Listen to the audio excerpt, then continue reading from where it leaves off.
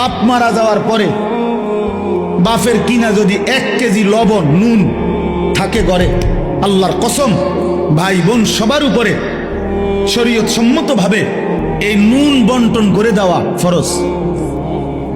এটাই শরীয়ত। নুন নুন জি জি লবণ। আপনি তো হুদা মনে করছেন জমিন,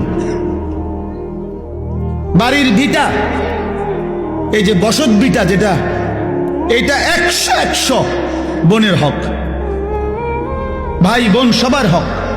যেই জালেমরা আপন বোনকে বসত ভিটার থেকে বঞ্চিত করছে, ওরা জালেম, ওদের জন্য জাহান্নাম অপেক্ষা করছে। এটা নিজেরা কোত্থেকে এই গাঁজাখুরি কথা কোত্থেকে বানাইছে জিজ্ঞাসা করো, বলেন মিয়া, এখন প্রতিবাদ করেন। আমি আর কোনোদিন আসতাম না আপনার এলাকা, কি হইছে কথা বলেন না, আর কোনোদিন নাহলে আসলাম না আর কি।